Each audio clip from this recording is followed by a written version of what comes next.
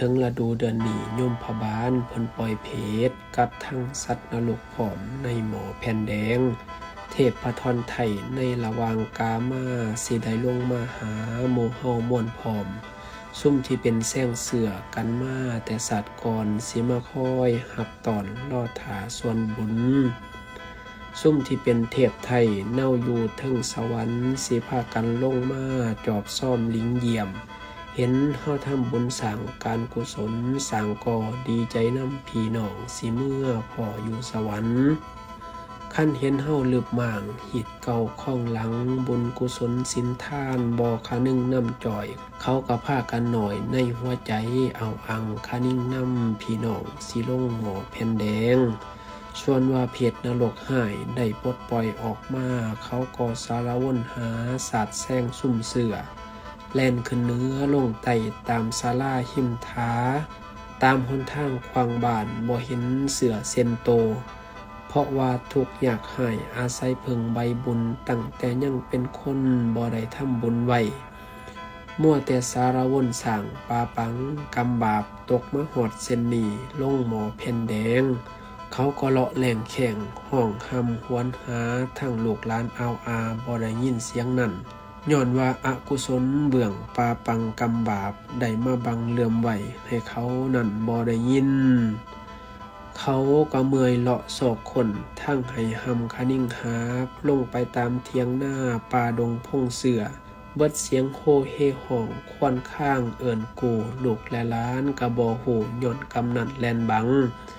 เขาก็ส้มซ่านเข่าอาห้ามหลวงกวงใหญ่ดังเธอเห็นพี่น้องพ่อได้เพิ่งบุญเขาก็ดีใจหล่นเห็นคนแน่นอังคือสิเห็นพี่น้องข้าวนี่เที่ยงจริงร่างพองเห็นพี่น้องสาดเส้นแนวโตมาจำสินกินท่านซืนส้มหัวแมงโพสนั่งเข่าปูปลาสีนตอนผ้ากันท่านถอดให้ก็เลยได้อิ่มพุ่งเขาก็ย่อมือขึ้นสาธุการผอมพำปากกล่าวตานพ่อให้อยู่เย็นขอให้ลุลับได้โดยดังใจประสงค์ย่ามเจ้ามอละนั่งตายให้เจ้าเมืองฝ่าล่างพองส้มสั้นเขาอาห้ามหลวงกวงใหญ่เห็นแต่หนาเพิ่นผุ่นบ่มีเสือเซนโตล่างพองกำเว้นสางปางหลังนักหน่วงเข้าไปวัดบ่อใดมันห่อนจังไฟเขาก็ดาวดินหีบออกจากอาห้ามเบิดเขตธรณีสงจังคอยเศร้าหายห่อนข้อมวติเตียนเจ้าผู้ทรงธรรมองค์ประเสริฐกำแลนตองแผ่นดินห่อนจังไฟ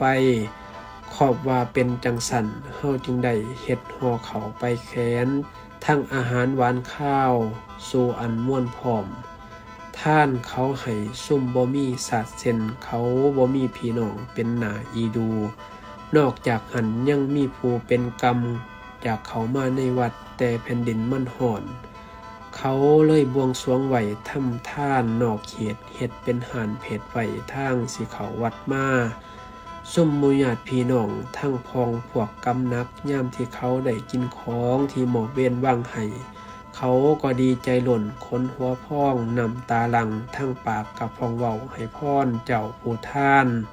ว่าสาธุถอนผู้ที่ท่านถอดให้เครื่องอยู่ของกินขอให้มีความสุขหังมีดีใดเงินคำเกี่ยวแนวประสงค์เบิดทุกอย่างย่ามเมื่อหมดเมียนให้เมื่อฝ่าสู่สวรรค์